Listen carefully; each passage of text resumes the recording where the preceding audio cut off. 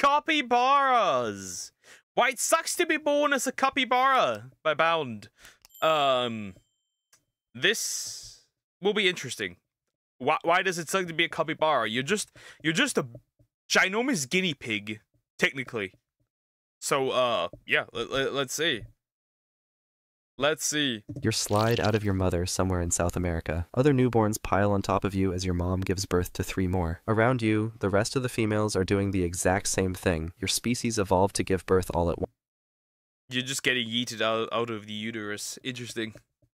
You crawl out from beneath the bodies, with your legs already strong enough to hold you. Nearby, one of your siblings is already getting fed, so you push into the nearest female capybara, hoping for milk. But she turns sharply and knocks you aside into the mud. You pick yourself up, and this time, find your real mother. She stands quietly as you approach, letting you fill your stomach. Then that must be awkward, right? That must be awkward. Imagine you're like an animal, right? And you look for your mother to get milk, right? And then you suck on the wrong mother. That's gonna be awkward. How do you explain that? How do you explain that at this point? They have little bows. Yeah, they have cute little bows up here.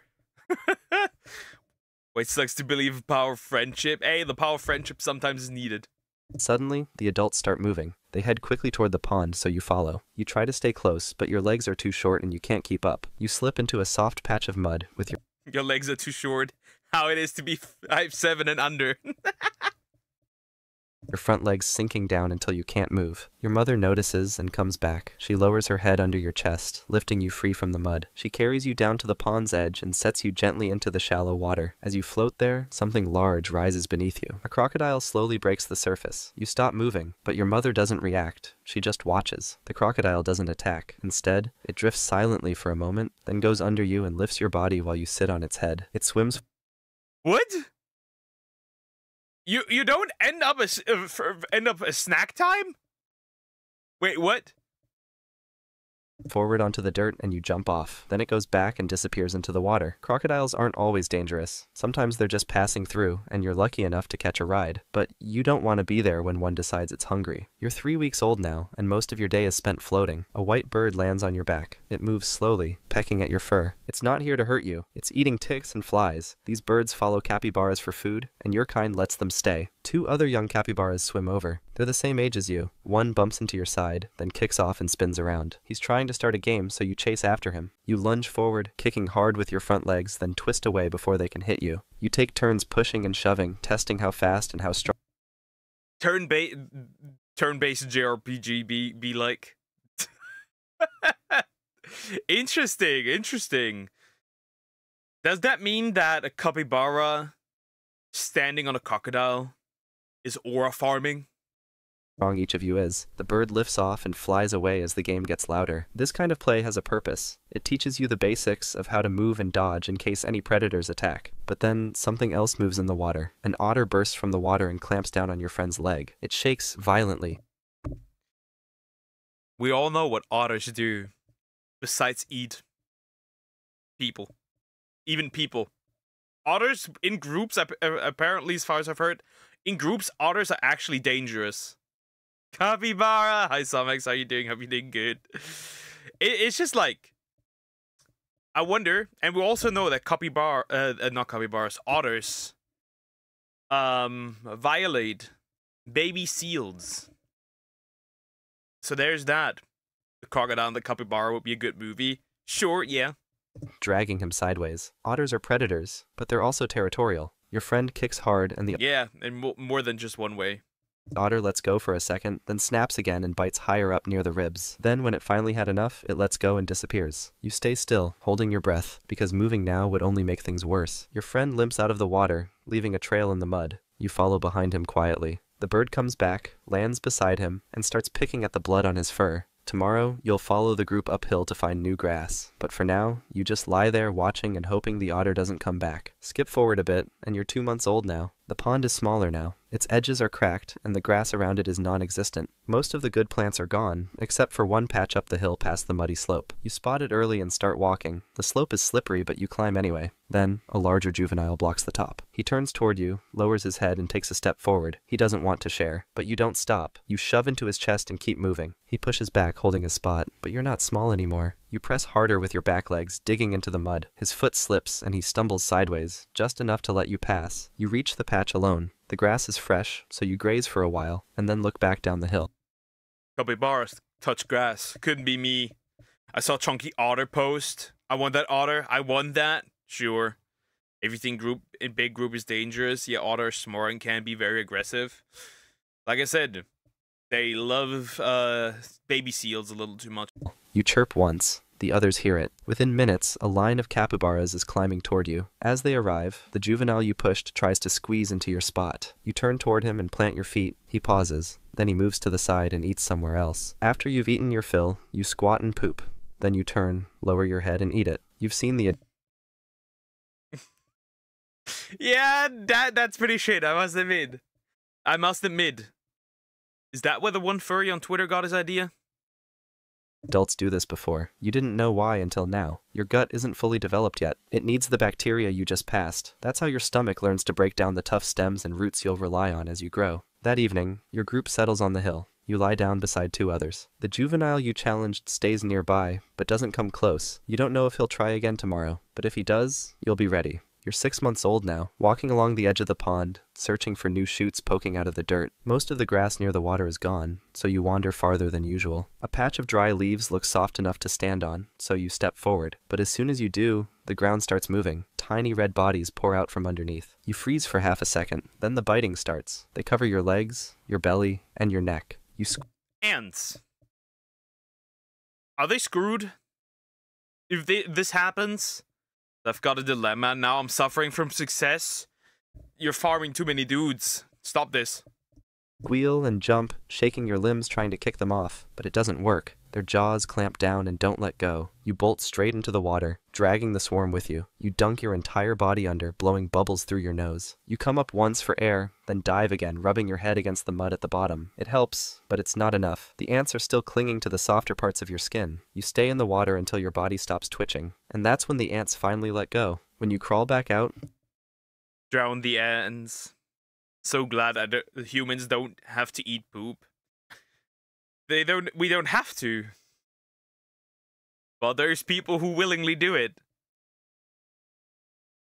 Hi GT, how you doing? Hope you're doing good. You see movement across the pond. A coati is digging at the same pile of leaves. Its snout pushes into the mound and pulls out a chunk of soil covered in ants and eggs. It eats them quickly, flicking its tongue and chewing fast. You stare from the bank, still dripping. The coati doesn't care that you just got swarmed. It just wants breakfast. Fire ants don't belong here, but they're everywhere now. Capybaras like you don't fight them. You just run to the water and hope it's deep enough. Skip forward a bit, and you're 1 year old now. Bigger, heavier, and no longer treated like a baby. You still walk near your mother, but she doesn't look back as often. When you chirp, the others don't respond. You eat with them. You sleep with them. But something's different now. You're old enough to leave. Pause. No, I'm farming one and he is the dilemma. He's just really cute and he never lets me pay. I like it, by the way, but I feel like a sugar baby now. Enjoy it, though. Enjoy it. Enjoy the ride. Enjoy it. Use the man. Yeah, but those are weirdos and furries. One morning, you don't follow the group. You walk the other way toward a log covered in moss. You graze there alone until sunset, then go to sleep beside it. No one joins you, and no one comes looking either. The next day, you try to form something new. You nudge 2 juveniles to follow you. One does for a while, but by midday he's gone. He went back to the group. So you stand by the riverbank, unsure what to do next. That evening, you rub your snout against a tall patch of reeds, leaving your scent behind. You wait in the shallows, watching the trail, but no one appears. Now homie's lonely. Now bro is lonely. Sag. Sat Capybara. On the 3rd day, you walk farther downstream and see a different group. There aren't that many of them. A few females lie stretched out on the bank, and 2 juveniles graze nearby. One big male stands near the edge of the water, chewing slowly. He's twice your size, with thick shoulders and half-torn ears. Every part of him says, "Don't try it." so you don't. You stop just out of view, then lower your head and step into the water, just enough to let the current drift you past them. You angle your body away and start grazing like this was your plan all along. The big male lifts his head once, watching you for a moment, then goes back to chewing. He doesn't chase you off, so you stay. You're 2 years old, and you've been living with your new group for a year now. You're walking beside the dominant male, keeping just behind his shoulder as he steps through the mud and stops to graze at a patch of fresh grass. You lower your head and feed too, keeping your movements small so you don't draw attention. He starts moving again, and you follow without thinking. You're focused on the path, being kind of a beta male. Then the male suddenly slows. Was that Sneeko? Wait. Do capybaras get cooked? Oh no! Never mind, there's a male. A man. Ew. Bro, just Sneeko. Slows down, lifting his head and freezing in place. Before you understand what's happening, a puma explodes from the bushes. Its paws hit the dirt in a full sprint, aimed straight at both of you. You're too close to run. It will catch whichever one of you falls behind. So you lower your head and ram the male in the ribs, pushing your full weight into him. He stumbles sideways and lands on his back. The puma leaps. We witnessed murder. He killed him. Mid-stride and crashes into him just as he starts getting up. It starts ripping him apart, tearing his neck, which disables him instantly. You turn and run. You don't look back. You throw yourself into the river, kicking hard through the shallow water and pulling yourself onto the far bank before you stop moving. You stay there for hours, hidden under a random tree. Top 10 greatest animal betrayals. What the fucking traitor? top 10 greatest anime betrayals. Well, probably also animal betrayals. That's crazy. Imagine our Cappy is a backstabber. Bro, imagine you're just chilling around with your friend, right? You're just chilling around with your homie, and then somewhere a dude with a knife just steps out, and what does your friend do? He just pushes you towards the guy. He wins the hose for himself. Until the sun starts to drop and the others come looking. That evening, you return to the group alone. The dominant male is dead. No one challenges you, and no one even looks at you for long. You take his place, his spot near the food, his position near the females, and control over the rest. You're not a follower anymore. You're in charge now. Skip forward, and you're 4 years old now. The river's the alpha male. Drying up again, but there's a warm spring tucked between the rocks where the water stays clear. You've claimed it. No other males come near, because they know it's yours. Most mornings, you soak here alone, but today, a female enters the water nearby. She doesn't look at you, she just settles in and floats. You stay where you are, pretending not to notice. Then you climb out, shaking water from your fur, and start circling around her. It's not the first time you've seen this happen. You've watched older males do it. But she ignores you, so you keep walking in big circles, just like you've seen. She stands and moves the opposite way. It's working. She walks faster, so you follow, but you move too quickly, splashing through the water and closing the gap too soon. She turns into the grass and stands at the edge, just watching. You stop and lower your head to eat from a clump of weeds, chewing slowly while facing away from her. After a while, she circles back. This time, she walks right past you. You turn and follow, keeping your steps steady and staying behind her. She slows down and lets you get closer. You move to her side and climb on top, planting your front feet behind her. Wait, is this Corin? Time for some plappening. Whoa! Is this allowed on YouTube? This is Corin. Shoulders. It lasts a few seconds, then she steps away and wait, a few seconds. Damn. A few seconds? It's still longer than most of us men. Let's be honest. We can't last even a few seconds. Walks back into the spring, lowering herself into the water. You follow and lie beside her. Now you understand how it works. You don't need to fight or push others aside. You just need to move the right way at the right time. You're 5 years old now. You walk at the edge of the forest where the fruit trees grow. A mango drops nearby and rolls past your feet. You bite once, then again, sweet juice filling your mouth as you chew. The skin tears easily. You swallow half before the other capybaras even notice it fell. 2 females and a younger male are close by, all focused on their own fruit. A few more drop around you, bouncing off branches and landing in the leaves. One of them rolls farther, slipping into the bush. You step after it without thinking, still chewing the last bite. Then something yanks your leg sideways. A wire closes tight around your ankle, jerking you off balance and slamming your body. It's over. You have been caught. Next up, the butcher.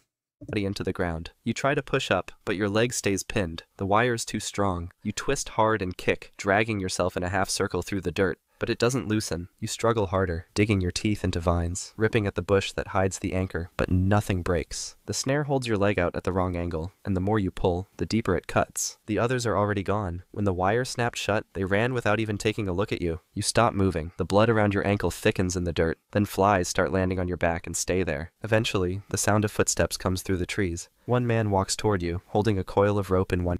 You're definitely getting butchered, bro. Bro was getting it on at 4 years old. Well, it happens. Hand and a machete in the other. He crouches, checks the snare, then grabs your leg and pulls you free. You don't resist. You're not awake for most of what comes next. He carries you by the legs, ties you to a pole, and slings it over his shoulder. Back at camp, the work is quick. It's over. Bro, he's actually getting butchered. He skins your body and lays the hide out to dry. He skins your body. The meat is set aside. Weeks later, part of you is wrapped around someone's waist, stitched into a belt. Life as a capybara might be rough, but... Life as a capybara. You just end up as a belt. If I end up as a belt, at least turn me into a belt that is for beating children. Anyways, like, comment, and subscribe.